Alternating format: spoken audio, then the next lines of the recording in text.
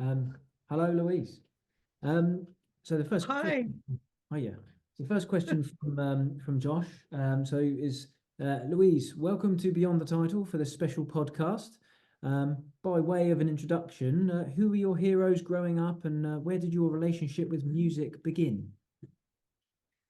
God, I find this a much harder question than it should be. It should be a really easy question to answer, but I find it quite difficult because I loved so much and I loved so many different artists and so much different music. And I loved stuff that it took me somewhere that either made me feel happy, made me feel sad, made me want to dance. It was just anything that was transporting in some way. And I loved cool music, but I also really loved proper full-on pop music, and I think I didn't have an especially happy childhood growing up, and I think music for me was like it was an escape route. It was a way to get somewhere, be somewhere other. It was escapist. It was kind of like this portal to a whole other existence. So that was music for me. It took me somewhere and that never left me, I think. Yeah, that's it. I think that like with all of us, isn't it? It's such a sort of important part of your childhood, isn't it? It forms the fabric of Yeah. you as a person. Yeah. And music does that to you, doesn't it? I think it does that right throughout your life. It's this incredible, you can't overanalyze it. Do you know what I mean? It's like it has to have a sort of an almost kind of instantaneous effect. You sort of know immediately when you're pulled into something. And it was sort of strange getting into sort of when I became a musician, it was like there was so much that you had to sort of analyze about it. You're always asked to be sort of very analytical about music. And it was like, I don't want to hear you writing about it. I don't want to see what you've got to say. Do you love it or do you not love it? And that's always been the kind of the basis of it for me.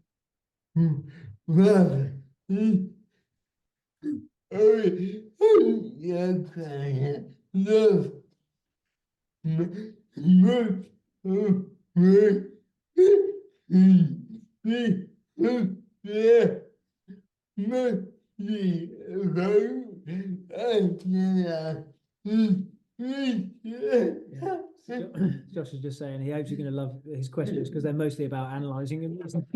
Okay. I mean, I can do that. But when you talk about a childhood and where your love of it comes from, that's kind of like it's like very sort of it's very emotional, I think. Yeah. Okay. Yeah. Brilliant. So onto the next question. In your opinion, how can music become a barometer to gauge the fashions and fads of a particular period of time? And as a songwriter, looking back at your extensive repertoire, what are the aspects of your music that makes you feel like you were a product of your time? Well, it's interesting. Oh, that's a really interesting question. But if you listen to music from different ages and different times, they've all got a kind of a sonic feel to them. You can feel immediately whether it's something 70s or 80s or 90s, just through the production, just through the sort of the instrumentation, the way that people sort of, even the way people sing, it's like it's very much of its time. You're not necessarily conscious of that when you're in it. And I think that's really important. It's quite important not to be conscious of it. So you kind of find yourself absorbing stuff just from what's around you. You just pick up on a momentum of other things you're hearing, and you can't really sort of stop yourself doing that. It's kind of, it just sort of seeps in without you really trying. But I don't think you necessarily want to see yourself as commenting on something or kind of moving in a certain way or sort of creating a genre as such. You do essentially still need to please yourself rather than kind of thinking, what is it? What am I doing here? How do I respond to the world we're in, or the fashions and all of that stuff? You're in a band in the 90s, everyone was kind of wearing the same outfits. Everyone was in their little leather jackets and their gazelle trainers and, whatever else. But it's just, it kind of weighs you down to be conscious of it, I suppose, at the time. Does Yeah. that make sense? Yeah, it absolutely does. Yeah, I still love the gazelles myself. So Yeah, the best, aren't they? Yeah, you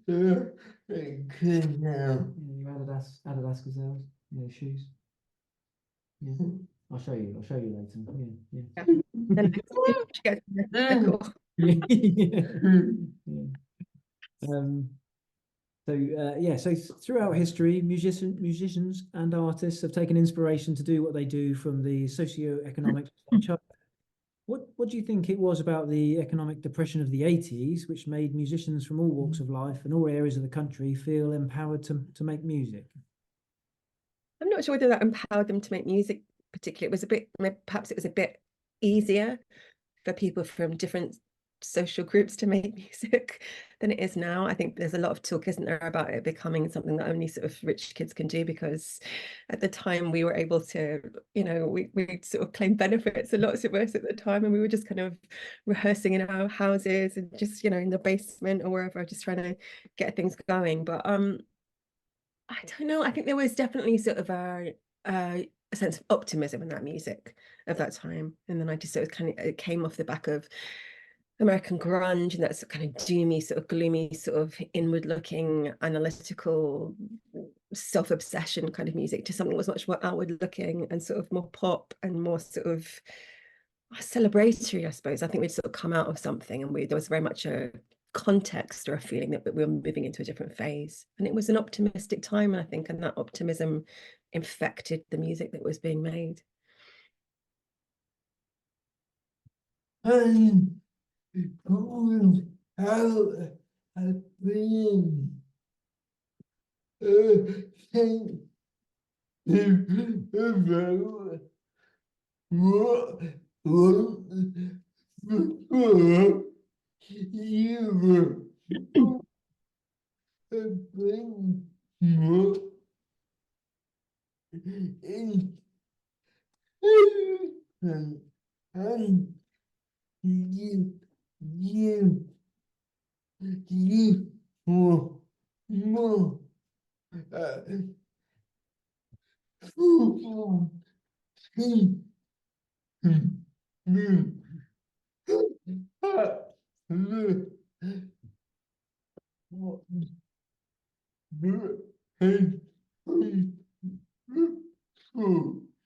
Josh saying that, without being too offensive to sort of the eras beforehand, it was a bit more sort of intelligent and forward thinking. Sort of the music was getting created in that period, than what had gone before as such.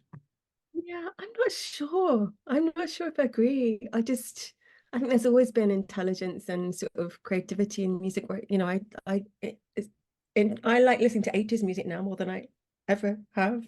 I think I think there's a bit of a kind of, I think people in some respects overrate 90s music there. I'm going to say it. I just feel like it's talked about so much. It's talked about in a particular way, especially Britpop, and it kind of bats above its weight, is what I really think about it. Of course, it was creative. There were some fantastic, brilliant records, and there were records that were underrated during that period. But I don't believe that it was a special time, even though it was a special time for me personally. I don't believe it was a special time in music. Do you think it was a generational thing? So as we go another 10 years time, will we be thinking that 2000s, they were amazing. Another 10 years or so will be the 2010s as such. No, we're never going to say it like that. But having said that, yeah, it definitely wasn't a special thing.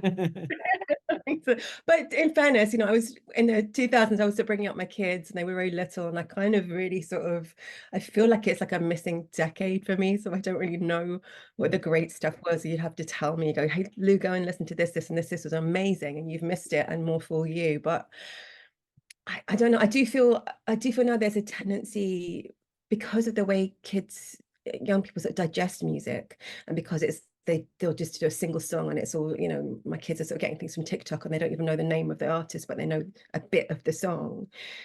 And because people's attention spans are shrinking because of social media, it's kind of, perhaps it doesn't have to be as good as it once was. And there's kind of this sort of, I don't know, sort of slightly dumbing down now than there was. And perhaps that's why we look back on the 90s as being so amazing, because maybe perhaps it's slipped from that period. I don't think anyone would get about the crazy frog. Yeah, Josh doesn't think anyone's going to be getting sentimental about like things like Crazy Frog. I don't even know what Crazy Frog is. I'm not. Forgive me for my lack of Crazy Frog knowledge. I'm so sorry. Yeah. You're not missing out on much. No. Phew.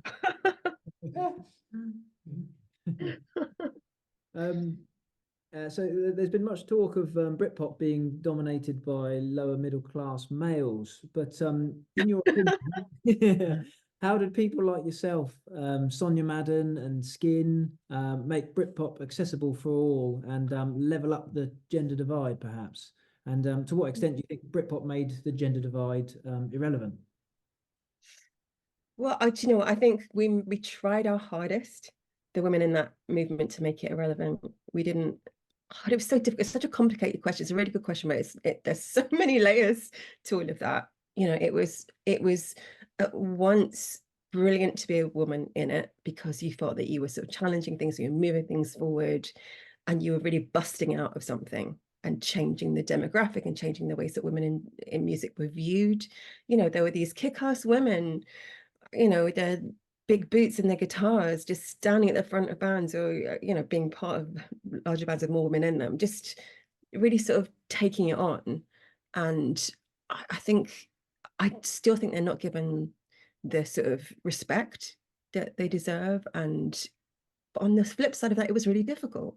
It was really difficult to be treated as a musician and not just to be seen as kind of someone to be objectified and talked about in a very particular way. So it took me years and years to even view myself as a musician, to view myself as a lyricist, to kind of value what I did, because as soon as I went into that arena, that wasn't what was talked about. Everything else but was talked about. And you know, I found that very difficult and I wasn't expecting it.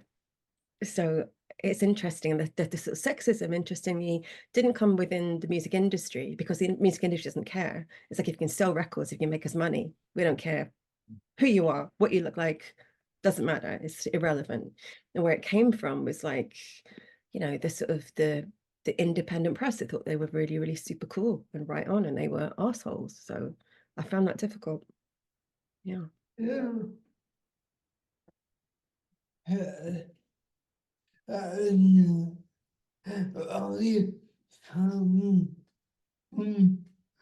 doing more I doing it yeah give shit what you're doing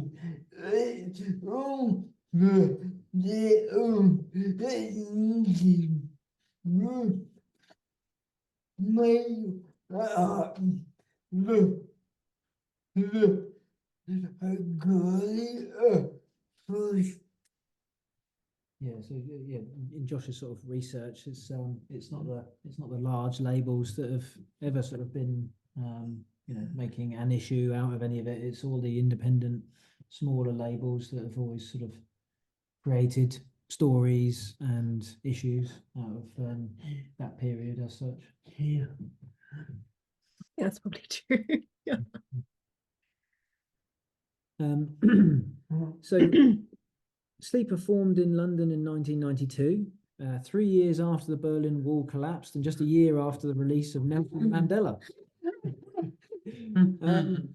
What sort of motivation was there amongst the youth demographic at that time to rebel against the social norms which the previous generation had set? I just, gosh, that's a difficult question. I don't know. I just think, I don't feel, I mean, it was very political when I was at university. So I was at University of Manchester, and that's actually where the band kind of formed, when we were in Manchester at college. But I think people forget it was also quite a narcissistic time. So I think, apart from sort of this sort of like political sort of consciousness and being sort of, is any generation like specifically conscious of what went before and rebelling against it, or are you sort of just part of your time? I'm not really sure.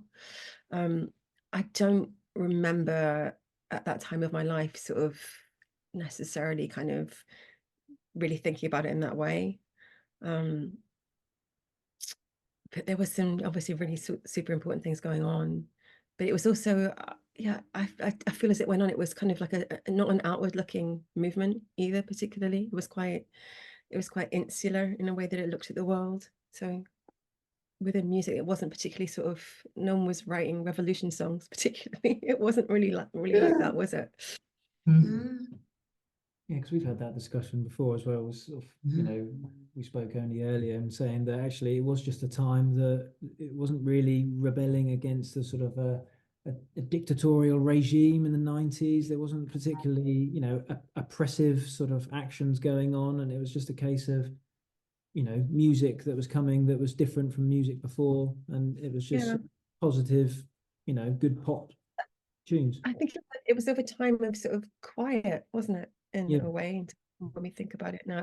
I mean, worldwide it probably wasn't, and there are lots of things, obviously very awful things going on. But you know, maybe people look at that period as, you know, some people sort of talked about that period as the end of history, don't they? It's like we've kind of solved it. We've kind of, you know, Western democracy seems to be the sort of the dominating idea, and that, you know, we've come a long way, and we felt like we'd solved a lot of things, and things weren't going to shift too much, and we're really getting there. You know, we're becoming much more liberal. Yeah. And I think we couldn't have probably anticipated that the big shift that's happened since. And I think we were kind of like, okay, with this, we appear to be doing pretty well, is I think what we kind of thought at that time. So then there is kind of that's where that optimism comes from, I would say. Yeah. We are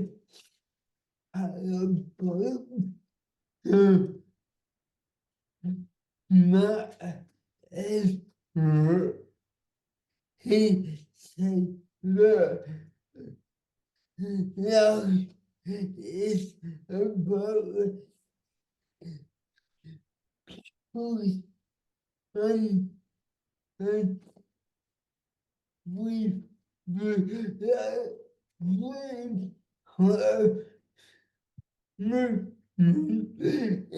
was selection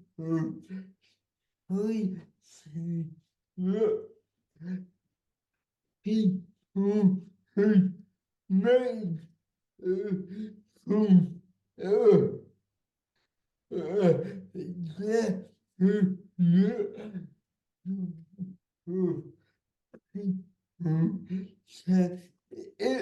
was really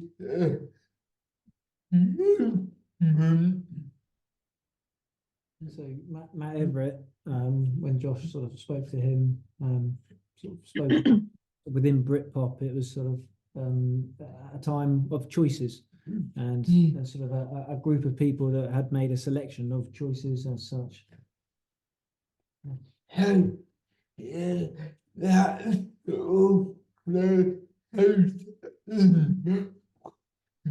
That's all they had in common as such. And so in terms of what are you saying, that there was more ability to make choices, or in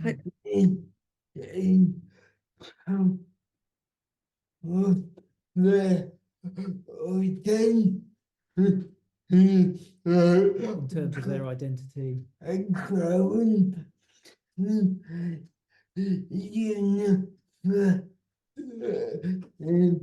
When the first generation really have that unity.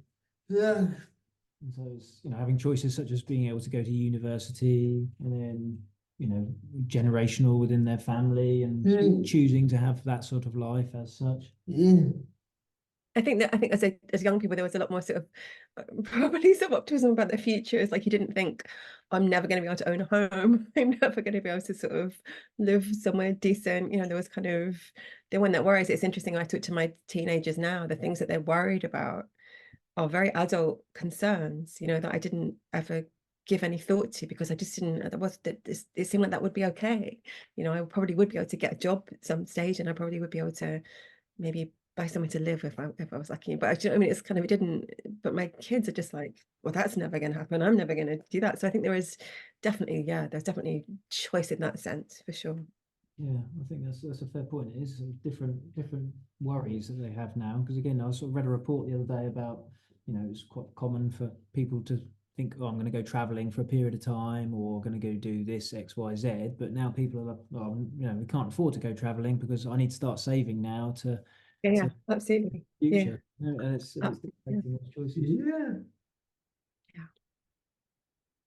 Um, in 1993, Matthew Bannister was unveiled as the new station controller of Radio 1, which sparked a minor revolution. Looking back at this period, how significant was Bannister to the evolution of Britpop? And why do you feel this possibly provided a catalyst for Britpop?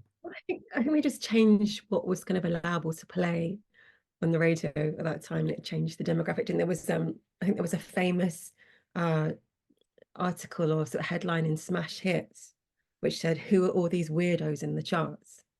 That was because they sort of changed the sort of playlisting and who could sort of get in, and it was like suddenly all these indie acts, and alternative acts were getting Radio 1 A-listed, which is a game changer, which was everything. If you didn't get on those lists, you were nowhere, and that was the only way you could sort of access a huge demographic of people. And music's like that, isn't it? As soon as it gets out there, people are like, I like this, brilliant. Why have you been keeping this from me, this from me all this time?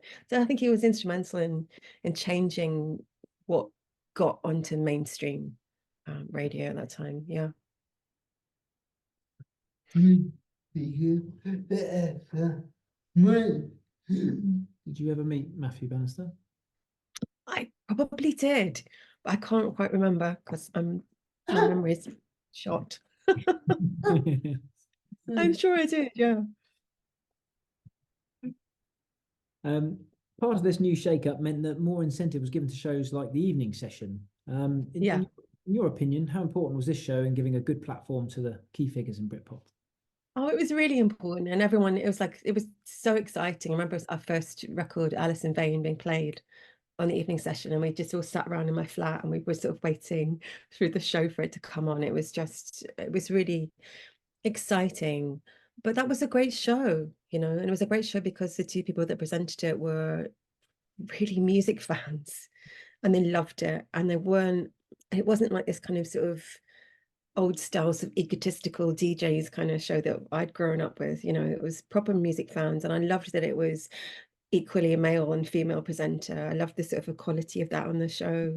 Both of them super knowledgeable, and they were a great team that sort of fired off each other. But they brought so many of those bands through. They championed the stuff that they liked, and I think they were pretty much given free rein to do that. So you didn't feel like there was a guiding hand, sort of pulling the strings, which often you felt like in sort of radio, the kind of radio that I grew up with, for instance. But yeah, it was just a really great show. I feel quite nostalgic about it. Yeah. I hope to have you remember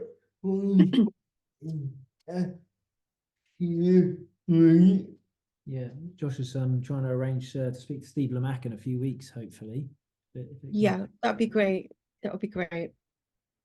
Yeah, you've spoken to Joe Wiley already, haven't you? Yeah. So it's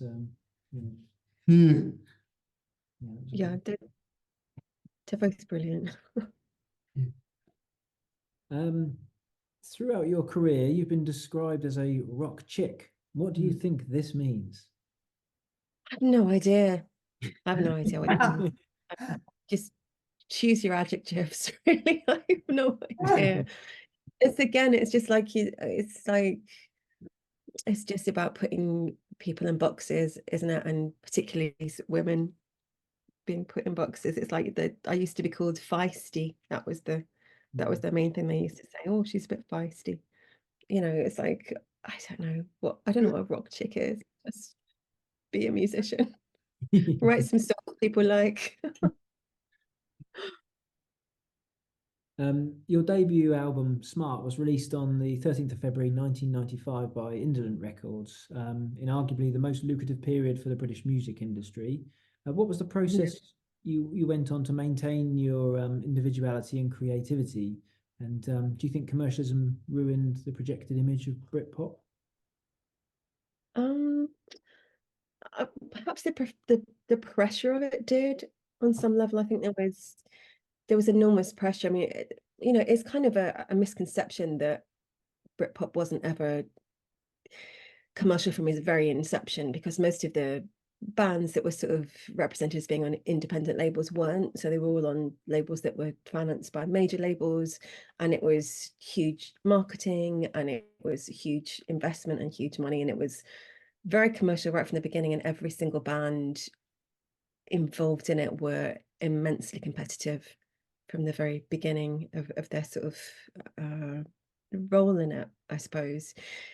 But as that grows, you kind of the pressure to be very successful, to kind of keep doing better than your last record. If you didn't go top 10, it was like, well, that's pretty much you done.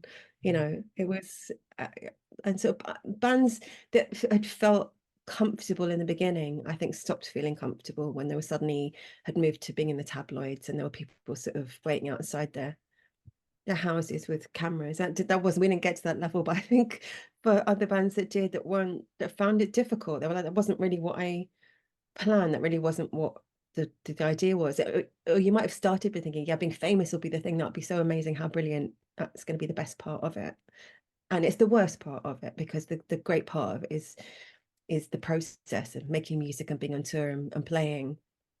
All the sort of paraphernalia that goes around it can make people deeply uncomfortable, and you don't quite know how that's going to make you feel until you get to it. But the pressure to sort of join in and be bigger, be more, be a media personality rather than a musician, that's quite difficult, I think. Yeah. Yeah, that's the main thing that my interview when you have people who are having area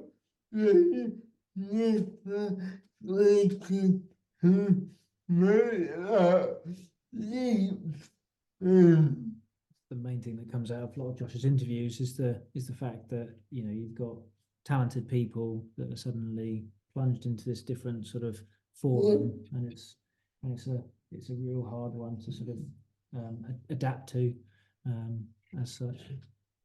It is, and it takes a particular personality, I think, to sort of really flourish in it. And I don't think you can sort of really know that until you're in it, and it's quite strange. What's your memories of appearing on Top of the Pops? It was just sort of a dream-like experience, because when you've grown up obsessed with it, like really, really obsessed with it, like so many kids of my generation were, and it just, I used to sit in front of Top of the Pops with my tape recorder and tape it. I was obsessed. It was like, it was the best thing of the week. It was the highlight of my week. And even though by the time sort of we sort of came around to being on Top of the Pops, it didn't quite have the sort of iconic status that it once did. It still was iconic to me and to lots of the bands that played on it in that era.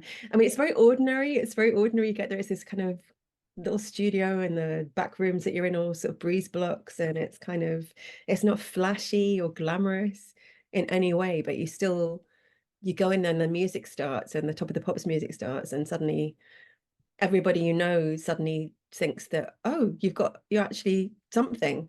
Actually, you're not just pissing about. You're on Top of the Pops. That means something. and Were you in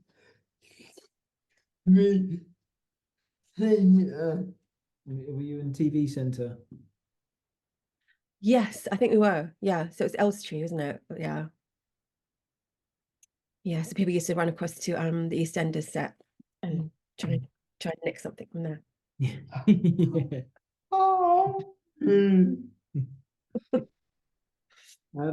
Nicholas Parsons and Britpop are concepts you don't normally hear spoken in the same sentence. But what was the inspiration behind Sale of the Century?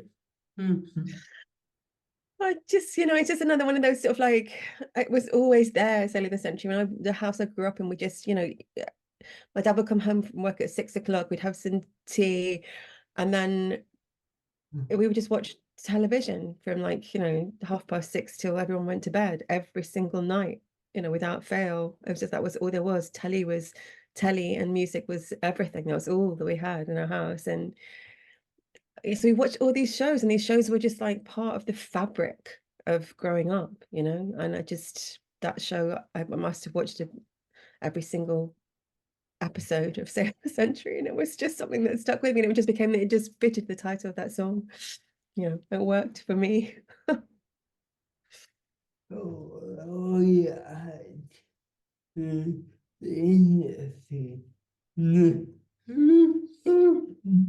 Josh interviewed Nicholas Parsons. Oh my God, that's so cool. That's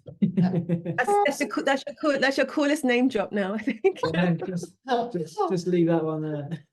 Yeah, just leave that one. I'm just gonna go now. I don't feel I can carry on.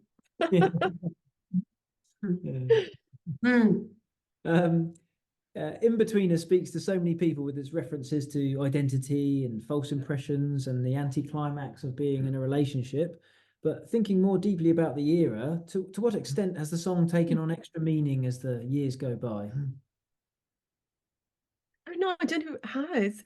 I don't know if it has. Like a song like Save the Century definitely has changed. So we played that one live, and there's a real sort of like emotional resonance when we played that song, because people are like, there's a line, it's never going to be this good, so just climb in, and you feel that sort of, people are going, yeah, it's never as good as it was. Can we just go back to that time when it all felt good again, please? So you get that sort of stuff with Inbetweener. I don't know. I love that song, but it's about the suburbs, about where I grew up, and it's about that sort of deep unfulfillment, that kind of like that sort of hankering to be somewhere else, the woman that kind of has the guts to leave. So yeah, beyond music, you've turned your hand to literature. In what ways have your novels been inspired by your musical heritage? Not sure they have. I mean, the first book that I wrote was about being in a band, so that's fairly inspired by it all, I suppose. But in some ways, I think after that, I just really wanted to get away from it. I wanted to get away from music and the whole sort of notion of it. I think I'd spent so long working as part of a group and part of a gang. And the lovely thing about writing is you get to do it on your own. You don't have to ask anybody else. You just get on with it. And it's very sort of private. It's quite insular. And I think I sort of needed that for a while after coming out of the band and band life and all this sort of kind of the circus of it all. And I just wanted to sort of roll back and be as far away from the circus of music and performing. And it wasn't until quite a long time afterwards that I realized I really, really missed it. And being on my own in a room like this that you can see behind me, just with my laptop, was actually, I really needed to not do that anymore as well. So it's funny, isn't it? At different times in your life, you just you do need to sort of be in a quite different zone, I think. Yeah.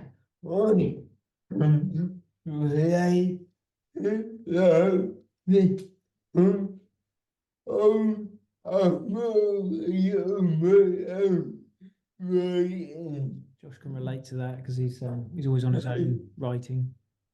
Yeah, and it's like, I mean, it's strange, isn't it? Because that's kind of there's a luxury to doing that, but there's also like after too long, when someone knocks at the door and I'm down there talking to the postman, going, "Hi, postman, Yeah, how's your day? How's your day?" And he's like, "All right, dude, you're getting a bit weird now. Can we just back away from the strange woman that never said anybody?"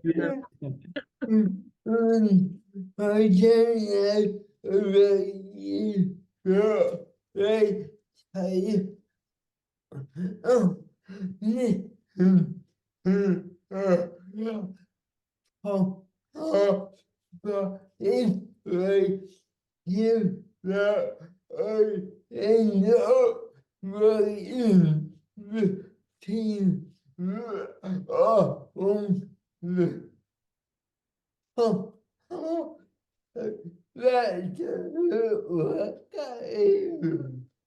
Yeah, so when Josh is sort of on his Todd, he's sort of working out the themes for the podcasts. But is it one of those ones where, you know, if you spend too much time on your own, you sort of the themes you're thinking about go off kilter slightly. That's true. That's so dangerous, isn't it? Yeah, it's good for the imagination, but Yeah. Yeah. Did you find then sort of like going from being in the band to writing, so it was sort of fairly cathartic, but it was almost that process that you go do something completely different that made you then miss, and then sort of you needed that sort of that space again to sort of want to come back and. yeah, I mean, it was a long space in fairness. I mean, it was like, you know, I had young children, I was bringing up my kids, I was writing, I was like fitting in all bunch of different things to sort of make it work. I used to go to gigs. I used to go to gigs and I would just kind of, I'd get quite emotional. I would just kind of, I would sometimes go to gigs and get a bit teary. And that was quite, because you're missing. yeah, no, but I was quite late on and I was just like, oh God, that's a really weird reaction to be having. And I'll be thinking about strange things. Like I'd be thinking about not even necessarily the performance, but I'd be thinking about what they were doing backstage and the process of their day, you know, because it's like, it's almost like when you've done a job for a long time, you know, every single little aspect of it. Yeah. Some of those sort of things that you miss. I missed rehearsal rooms, which is crazy because invariably they stink and they're disgusting and it's like there's no, and it's long and it's boring and you've got to get everyone doing the right thing. But sometimes there's sort of such a magic of getting together in a rehearsal room and making songs work. And I think I missed that. So I missed all the sort of the stuff that goes around it, that was that sort of camaraderie and the sort of creativity of something from nothing that I just was like, oh God, I can't be going to gigs and getting emotional. That's ridiculous. I mean, it's not ridiculous. That's what they're for. But do you know what I mean? It was a little bit over. It was just a little bit. Yeah. Who's this crying woman at every gig? Yeah, like, it's just because I've only got the postman to talk to, so that's where that leads to. Yeah, that's it. It's not careful. It's a dark place. I got You've got what? No.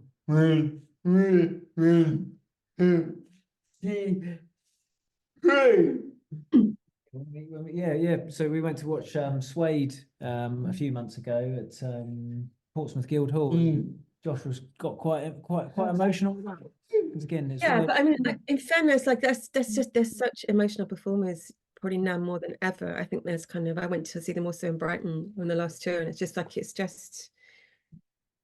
they're giving so much, aren't they? And it's kind of, it's so sort of. But I do think that about a lot of the performers from the 90s that have gone back, I think because they're not sort of, there's not this sort of kind of, it's not this kind of self-consciousness or sort of trying to be cool or anything. It's this sort of pure communication with an audience. And it is quite emotional. It is quite joyful. There's quite a sort of, there's almost like a better or stronger connection, or different, maybe it's just different, but it's quite intense, I think. And you know, Brett's a very intense and brilliant performer, so it really comes across. But we find that at our own gigs, you just find this sort of like the sense of connection is really powerful. Yeah. I think there's something in it because again, I went to I saw you. It was the Blue Tones when they were playing. Yeah. Flight. I was, you know, still am a massive Blue Tones fan, and you guys were there at I think it was the Roundhouse, and it was such a brilliant moment, and it was like, you know, hearing all the songs that you've loved growing up to, and then seeing everyone live again, and it's there is that sort of really intense sort of connection with the music you've had in your head for sort of decades, and it's well, it's really sort of, it's fantastic. I think, you know, as always you get much more from it seeing these kind of gigs than you do sort of potentially discovering new music and all that as such. Yeah, it can be quite powerful. I think it was a surprise to us, I think, for it to feel that way. You don't feel that sense of separation quite that you used to. It feels more like everyone's in this together. Do you know what I mean? Yeah. It's like old friends, I suppose. Yeah, a little bit. Yeah.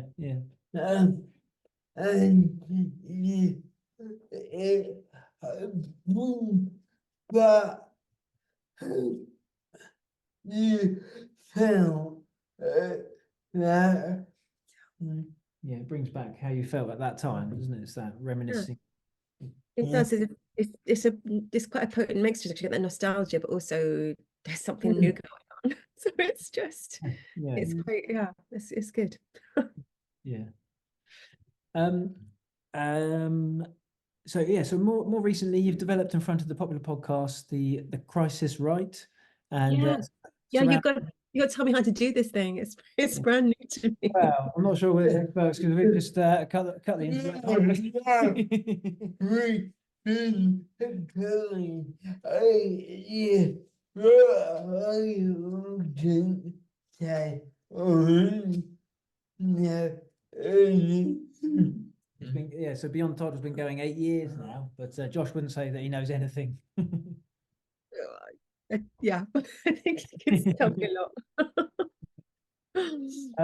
Yeah, so we're around the Crisis Right. It's surrounding Britpop protagonists and their approach to middle age. How has this allowed you to see the period sort of with fresh eyes, perhaps, and looking at those interviews as a whole? What do they tell us about attitude towards fame at this time? It's really interesting. I find I'm really interested in how people that have gone through that, how they've sort of adjusted, because inevitably it shifts and it changes, and for some people it just completely slips away, and some people sort of maintain it. And it's an odd thing to have gone through, and it's an odd thing to have gone through that at that time. But there's sort of also something lovely about recognizing that people have the same sort of worries and stresses and sort of thoughts about the way they experienced fame in the 90s and where they are now, and how it feels to be, you know, more hip replacement than hip. It's kind of, you know, Shirley Manson just actually had a hip replacement, didn't she? It's like, you know, we're all going through stuff, and it makes you quite philosophical, I think, as you get older and you have sort of different views on it. And I think there's also this lovely thing that seems to come through from everyone, that you start to look back on it in a more sort of generous way, because at the time, and it's a strange effect this, but sometimes it's quite hard to enjoy it when you're in it, and it's quite hard to sort of value what you did or your achievements or where you sat within it, because there was so much worry about it slipping away or having to achieve. And we talked about that earlier in the podcast, didn't we, about the kind of the commercialization of it and having to sort of be a certain way in a certain time. Getting older and be able to look back on it in a kind of a sort of a more sort of generous way to yourself, I think that's quite important, I think. And when I saw it, I really helped that you knew right, because you were able to bring something unique. Yeah, it's just saying when Josh saw you guys when you were interviewing Nick Moran, and it sort of you could tell that you knew him sort of well, because it sort of brought something unique to the table. Yeah, I mean, we hadn't sort of like, we've barely seen each other, I think, we've seen each other maybe sort of twice since the 90s when he was hanging out with us a lot. But you find this sort of strange bond with people that have gone through, even if they weren't in your sphere. Do you know what I mean? It's kind of like it's interesting, and I think I'm just really interested in people. I'm interested in how they experience things, and I think I spent a long time being interviewed by people, and I like switching it. I like sort of being the one asking the questions. That's really nice for me. Have you got a dream? Okay. Have you got a dream guest? Oh God, I don't know. That's a good question. I would think on my dream list. I basically need to get Josh's list and go through that. Obviously, Josh Barry at the top of that. Yeah, I mean, I'm just gonna get all your contacts, Josh, and we'll just like do it. Nick everybody.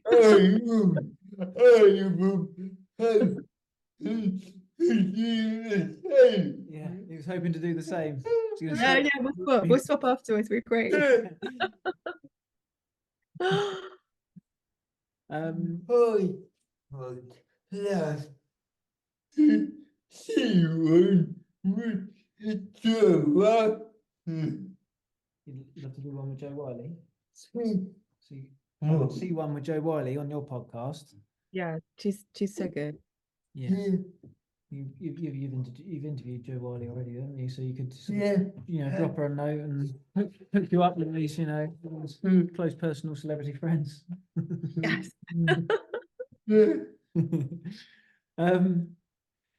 So if you had to pinpoint a specific moment that defined Britpop, what would it be in your opinion? I don't think it is one because it's funny, isn't it? I interviewed Miranda Sawyer, the journalist, for the last Crisis Right podcast, and we were talking similarly about stuff, and it was like you get the same stories again and again and again about Britpop until it becomes the narrative. So it is Blur versus Oasis, or it's like Jarvis mooning Michael Jackson. It's like it becomes all of those stories. And it was much more than that, but the headlines become the thing that sort of everyone talks about, and then you get the same stories over and over again. I don't know if there was a defining moment to it. I think I'm sort of quite interested in the comedown of it, actually, because I think that I felt like it sort of happened in this one moment, and it all came sort of crashing down together, because everyone just felt like it was really bloated and had become something it was just literally too heavy to hold up anymore. It wasn't something that they belonged to. They didn't feel like, some of the bands didn't feel like they kind of even identified with where they were sitting in the world, and they wanted to sort of regroup and make music that was much, we talked about that right at the beginning, about sort of music of the times becoming very optimistic and pop and out there, and suddenly everyone went very insular again, and they started looking inward, and the songs became much more personal. And it was like, I don't want to be a performing monkey anymore. It almost sort of got to that stage where it started as something sort of interesting and angular, and then it become so mainstream that people just kind of, almost as one, kind of pulls away from it. And I think that's interesting. So in some ways, the end of it feels like the defining moment rather than the crazy country house highlights. I'm not sure how much that has resonance. I think that's a really good point. I think, that is, because there's exactly as you say, there's no one thing. Everything becomes legend, doesn't it? And then actually, what the defining point is when it started to finish. I think that's a great answer.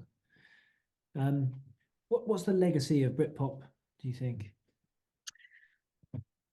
I think it has, I don't know, sometimes it has too much legacy. I think it's like, I can't believe people are still talking about it on the level that they're talking about it.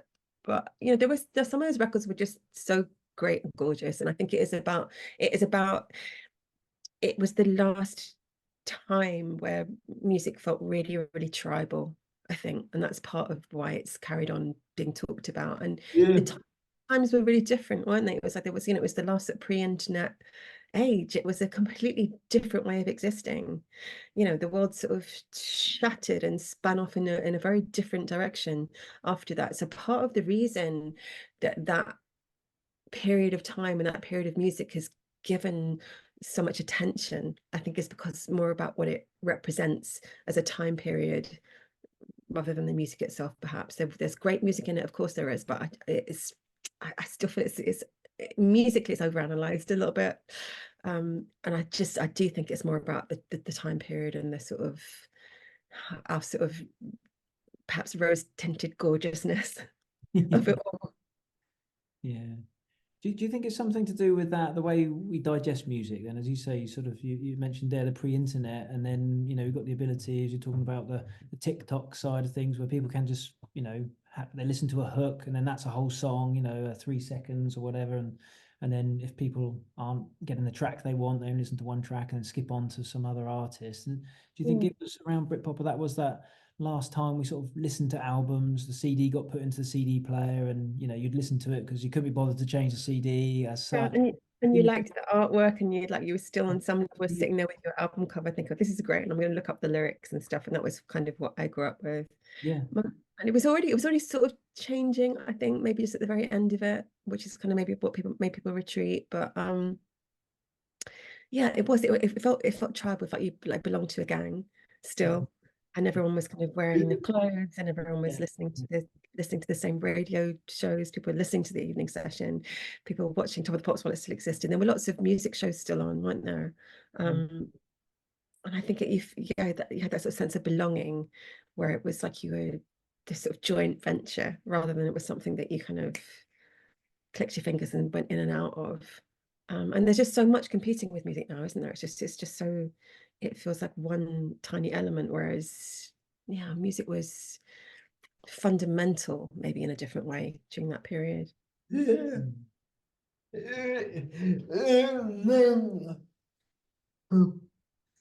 Yeah, it meant something. It really meant something back then. Yeah.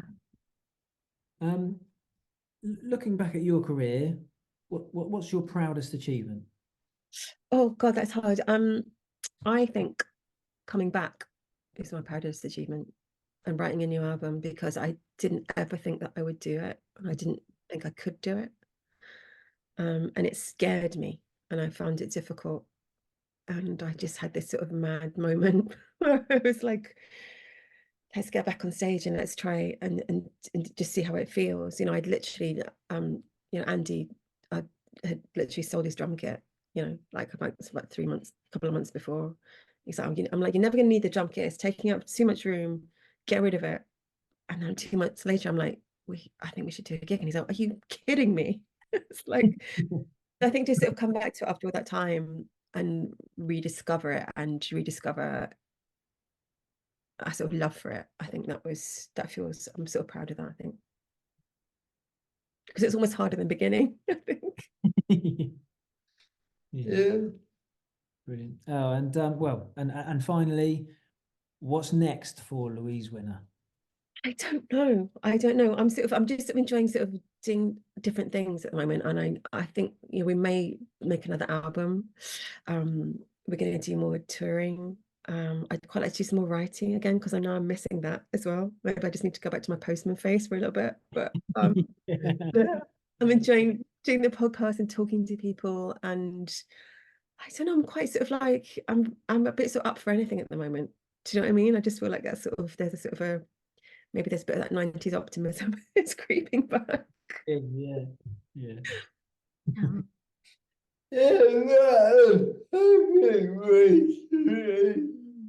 That's a perfect way to end. Thank you so much. What lovely questions. That's really, really cool of you. Thank you.